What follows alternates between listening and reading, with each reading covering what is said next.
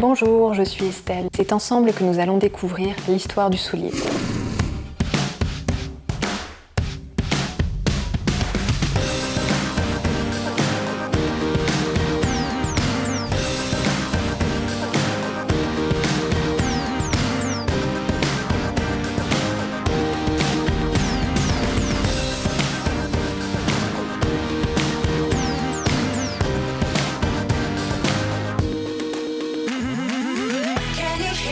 Aujourd'hui, dans Histoire de souliers, vous découvrirez l'escarpin.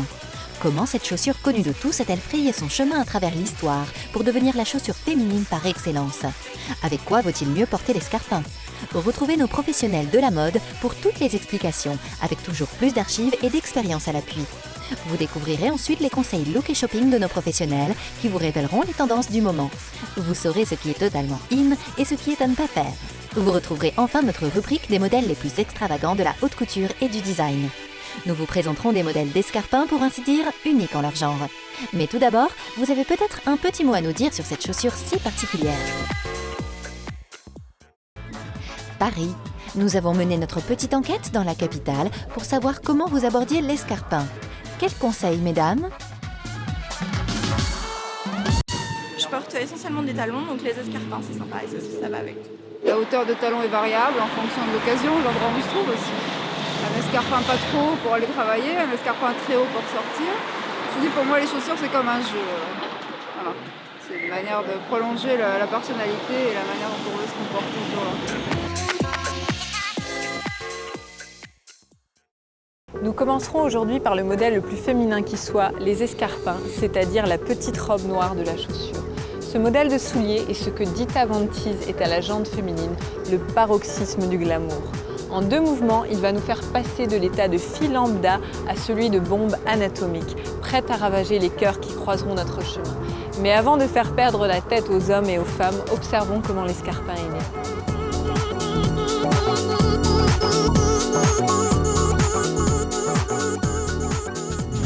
Qu'est-ce que l'escarpin vous évoque?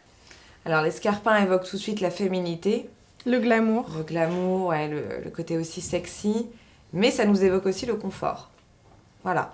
L'escarpin, on peut très bien l'avoir en 6 cm, en 8 cm, 10 cm. Et aussi, l'escarpin peut devenir une plateforme. Parce que l'escarpin, voilà, ça peut être ça et ça peut aller jusqu'ici. Donc il y a vraiment beaucoup de variantes de l'escarpin entre les deux. On dit souvent que l'escarpin est la petite robe noire de la chaussure. Vrai ou faux? Vrai. Vrai. Bien sûr. Ça habille énormément une femme. Je veux dire, on peut mettre un escarpin avec un petit jean et tout de suite on a de l'allure. On a un côté glamour et sexy, on est regardé. C'est une vérité, bien sûr. Donc l'escarpin est une question d'attitude. Exactement, Tout à fait. c'est ça. Tu as tout compris. Très bien. L'escarpin est-il encore à la mode? Oui, l'escarpin est indémodable. Pour toutes les valeurs qu'on lui a données, pour son côté féminin, pour le glamour, pour l'attitude, pour son côté sexy. C'est vraiment la valeur sûre qui ne se démode pas. Ouais, t'as raison, parce que c'est vrai que nos mamans, nos grands-mères, tout le monde en portait. Évidemment, il évolue au fil du temps. Les formes évoluent, le bout évolue, etc. Les talons aussi, et les matières. C'est juste une évolution, mais la base est toujours la même et sera toujours la même. Voilà. D'accord. Donc l'escarpin, un incontournable dans nos dressings. Incontournable. Delirious, can you hear the sound of my skin? The world that I'm in makes me delirious. Can you hear us with a smile on my face? On the far distant place, I'm delirious. Pour moi, l'escarpin représente la féminité. Un bel escarpin bien porté, c'est le sublime féminin. Quand on était jeune et qu'on voyait les films américains, toutes ces stars américaines portaient de très jolis escarpins. Et vraiment, dans ces années-là, 50, 60, l'escarpin était vraiment roi. Nous, les hommes, on est toujours attirés par cette féminité.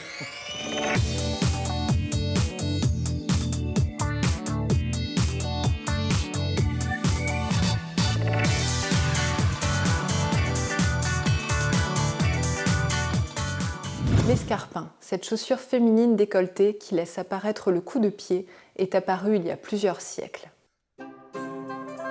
Son nom est emprunté de l'italien scarpino, qui signifie petite chaussure.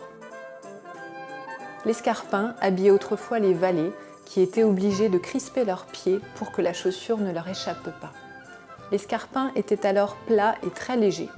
Puis, sous Louis-Philippe, les femmes commencèrent à porter ces chaussures pour les bals, mais dans une version beaucoup plus habillée, vernie et bordée d'un galon de soie.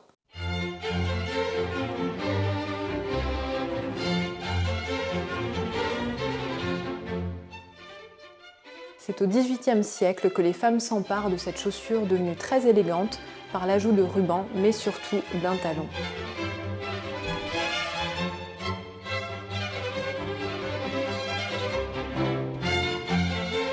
Ce n'est qu'après la Seconde Guerre mondiale que l'escarpin connut une montée en puissance qui n'a jamais cessé depuis.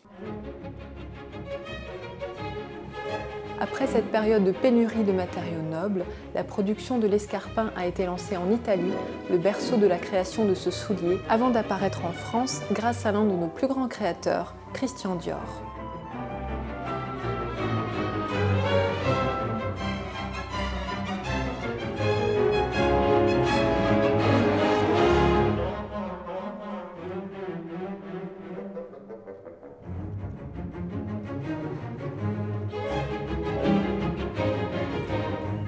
Présenté lors d'un défilé, l'escarpin devint alors un symbole de la féminité, mais aussi du pouvoir. Cette présence très forte de l'escarpin fut encore plus affirmée par Chanel et le bottier Massaro, qui lancèrent alors le fameux modèle bicolore en cuir.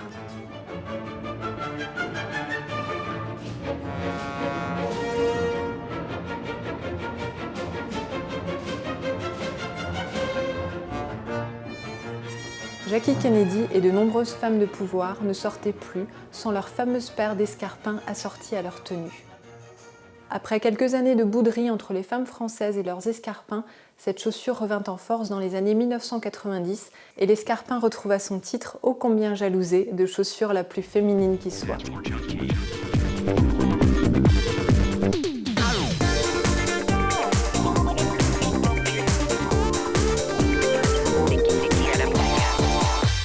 Alors, je vais parler de l'histoire de l'escarpin en utilisant une escarpin historique. Donc, j'ai l'honneur et le privilège d'avoir la chaussure de Marilyn Monroe.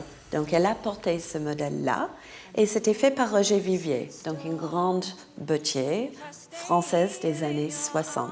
Ce qu'on voit dans cet escarpin contre un escarpin moderne, donc je vais mettre un talon qui va bien, c'est que l'escarpin a quand même évolué. Aujourd'hui, il est devenu plus échancré. On est aujourd'hui prête à montrer les doigts de pied, mais ça reste un incontournable de la garde-robe. Et la grande différence, donc pourquoi est-ce que l'escarpin moderne ne ressemble plus à son ancêtre, c'est la technologie du talon. Aujourd'hui, on met du fer, une baguette de fer dans le talon, qui donne la capacité à quelqu'un qui produise une chaussure de faire du vrai hauteur. Alors qu'avant, les talons étaient faits juste en bois ou en plastique à partir des années 50. On utilisait du plastique, mais sans cette barre ici, on ne pouvait pas atteindre les sommets qu'on atteint aujourd'hui.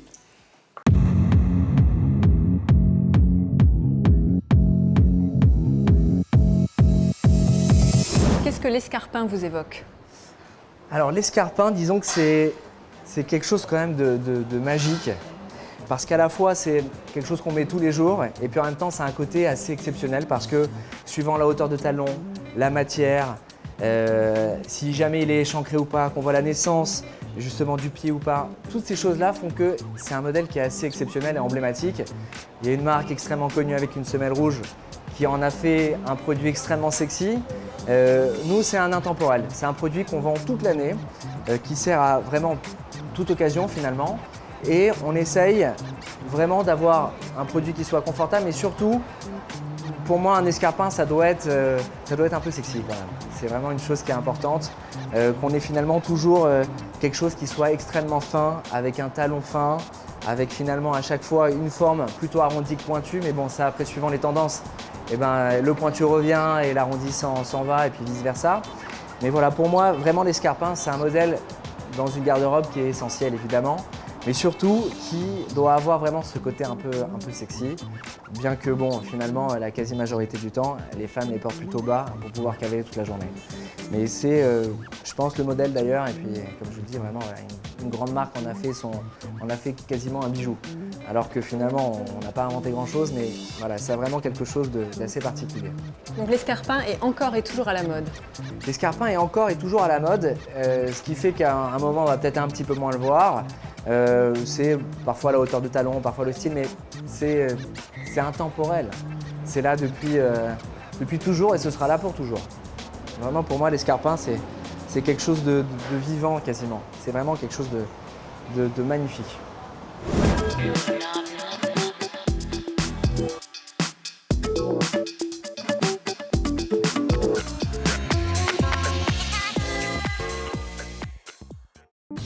L'escarpin, je pense que c'est un modèle incontournable. Toutes les femmes en désirent dans leur collection de chaussures, au moins une paire. Et c'est un modèle qu'on revisitera en permanence.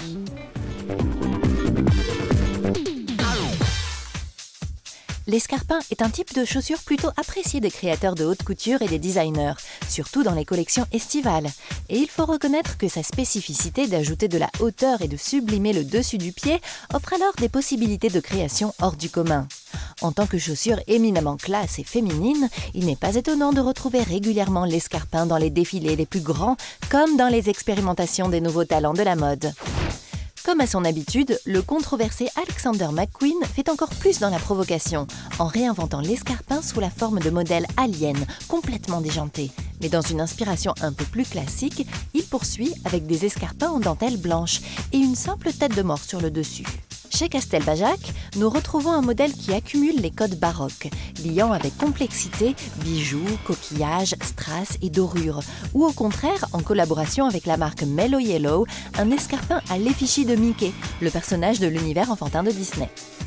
De son côté, Stella McCartney propose des escarpins entièrement recouverts de paillettes dorées avec une sorte de col noir en contraste, ainsi que quelques escarpins sobres et de couleurs vives unis, dotés d'un talon doré incrusté de strass assortis.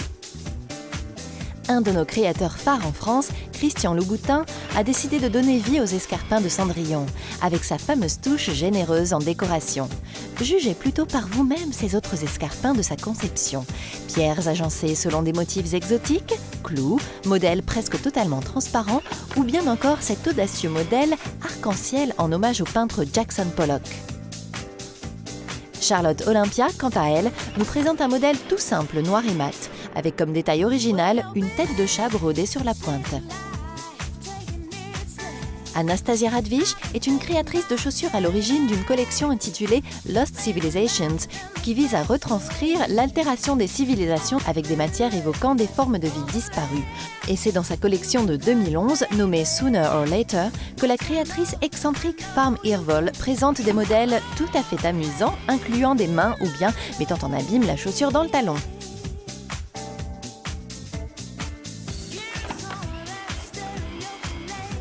Parmi les escarpins de chez Kobe Levy, designer reconnu pour ses modèles originaux à tendance ludique et inspirés du quotidien, on retrouve par exemple ces intelligents modèles en forme d'oiseau.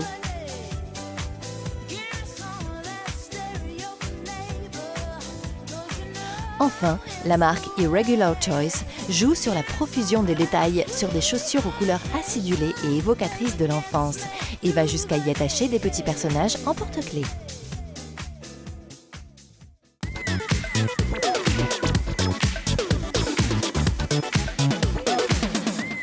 Mon petit conseil shopping pour bien choisir ses escarpins. Alors mesdames, il y a deux voies. Soit l'escarpin bout pointu, soit l'escarpin bout rond. Alors pour le coup, aujourd'hui, j'ai choisi de mettre un escarpin bout pointu en poil léopard. Alors oui, vous allez me dire que j'ai du zèbre. Mais justement, aujourd'hui, je suis panthère. Voilà, on me l'a ressorti tout à l'heure, j'ai adoré. Et c'est exactement ça. C'est vraiment sympa aujourd'hui de mixer deux animaux différents. Donc j'ai de la panthère et ici j'ai du zèbre. Donc voilà, vous allez me dire que c'est un peu too much, mais absolument pas. C'est hyper tendance, c'est hyper joli. Donc pour le coup, c'est vrai que les pieds flashent énormément. Mais on vous repère très très loin. Alors là, par contre, il faut l'assumer. Si on veut partir dans quelque chose d'un peu plus sobre, alors on peut très bien se faire un modèle bout pointu en total look glitter noir. Donc c'est vrai que c'est hyper sympa aujourd'hui, le glitter est vraiment actuel, grâce à Miu Miu notamment. Voilà, on a une petite jupe comme moi aujourd'hui en panthère encore, avec des petits glitters aux pieds. C'est vrai qu'on est très original, mais on garde un peu ce côté sobre. Pour le coup, si on opte par exemple pour un escarpin bourron en total look glitter, alors là c'est vrai qu'on joue sur la bicolorité. Donc là, ça se remarque énormément. Mieux vaut partir sur une tenue assez sobre. C'est vrai qu'il faut quand même le glitter, l'assumer énormément. Donc peut-être être plus sobre en haut pour bien voir les pieds. L'escarpin vous habillera, ne vous inquiétez pas. Ou alors même, ça a été dit notamment par un homme, mais je suis tout à fait d'accord, l'accorder avec un petit jean slim qui vous taille parfaitement, de jolies fesses bien galbées. Avec l'escarpin, ça sera parfait. Un petit Marcel blanc et là, on est au top. Et on est au top du fashion. Ou alors, si on a un petit peu peur d'être trop clinquante, on peut opter pour un cuir lisse avec un talon de 6 cm. Donc là, pour le coup, parfait pour la marche. Et on est un peu plus discrète et un peu plus sobre. Mais on peut quand même l'accorder à une petite touche de folie avec du glitter blanc. Donc là, c'est de la fine paillette. Donc c'est vraiment quand même assez discret. Et là, on l'accorde avec sa tenue de tous les jours, un jean encore, ou son petit tailleur pour aller travailler, etc. On garde quand même une touche d'originalité au pied. Ce qui est important, mesdames, pour se démarquer tous les jours. Ce qui est vraiment à la mode cet été, c'est le petit escarpin bourron qui fait un peu babies, un peu femme-enfant, en rose nude, un rose et nude. Donc c'est vraiment la tendance, le nude était il y a à peu près 1 an et demi. Aujourd'hui, c'est plutôt le vieux rose, mais qui tourne quand même vers le beige. Donc voilà, c'est sympa au pied, une petite couleur de peau un peu bronzée, et on est au top avec une petite robe blanche un petit peu fluide, etc. C'est vrai qu'on se fait remarquer en même temps en étant sobre, assez sensuel et un peu enfant aussi, comme il faut le dire.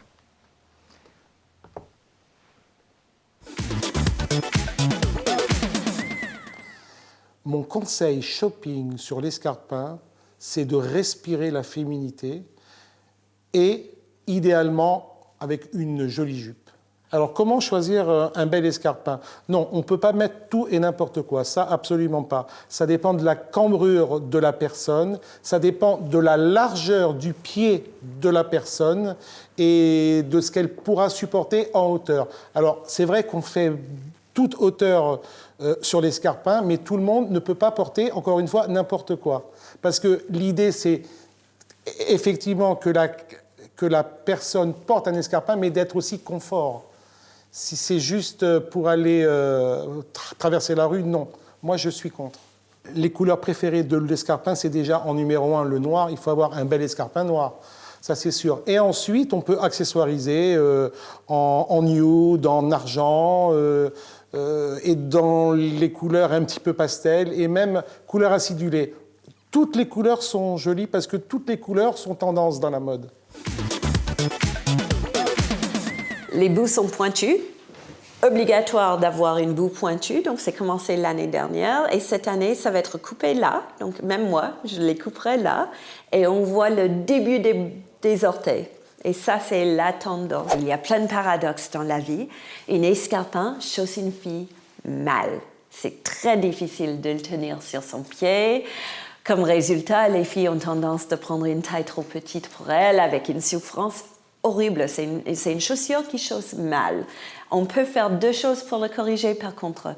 On peut mettre une bride décorative, donc ça détourne un peu une escarpin.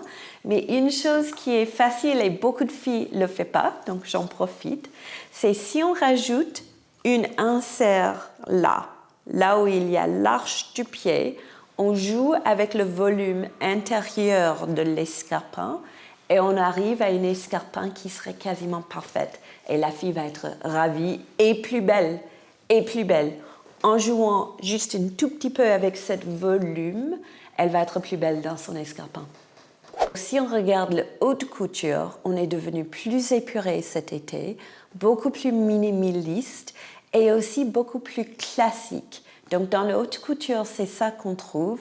Et ce qui m'a sidérée, donc c'est commencé chez Céline l'année dernière, mais c'est confirmé sur beaucoup de podiums pour cet été. Il y a beaucoup de blanc. Et c'est une blanc pure et c'est une vraie blanc. Donc ça, c'est la chose que je vois. Je vois un peu le fin de les couleurs neutres qui est omniprésente maintenant depuis 10 ans. Et cette notion de blanc, noir, l'argent commence à revenir et beaucoup de transparence. Et bizarrement, on parle de jaune depuis des années et cette année, ça me donne envie. Donc cet été, je vais porter du jaune canari. Quels sont vos conseils pour bien acheter son escarpin? Alors, bien acheter son escarpin, la première chose déjà le confort. Parce que finalement, c'est une chaussure aujourd'hui qui se doit d'être confortable. En tant que fabricant chaussures, nous aujourd'hui, il y a des techniques au niveau de la cambrure, au niveau des petites choses, je pense que c'est important. Et puis, ce que je trouve particulièrement joli, moi, dans un escarpin, c'est vraiment lorsqu'il est extrêmement échancré et qu'on voit vraiment la naissance des doigts de pied. Ça donne vraiment un côté extrêmement sexy. Donc moi, c'est vraiment les choses qui sont importantes pour moi dans un escarpin. Alors, petit récapitulatif des conseils de nos professionnels concernant l'escarpin. Mesdames, n'hésitez plus pour être tendance. Osez. Les textures en tout genre, que vous soyez plutôt paillettes, plutôt poils d'animaux ou les deux, surtout ne vous privez pas, la tendance est à l'audacieux. Les modèles de couleur peau, ou nude comme on dit, du rose au beige, ces escarpins savent se montrer discrets et c'est l'occasion de mettre plutôt l'accent sur d'éventuels éléments décoratifs, un petit nœud par exemple. Les modèles échancrés, pour un effet sexy garanti. En revanche, évitez les très petits talons. S'il est une chaussure qui peut allier hauteur et confort, c'est bien l'escarpin. Profitez-en si vous vous sentez à la hauteur. D'associer une paire de chaussures haute en couleur avec une tenue elle aussi très originale. Ne mettez pas les regards d'autrui à l'épreuve et contentez-vous de la sobriété d'un jean et d'un débardeur si vos escarpins sont plutôt extravagants.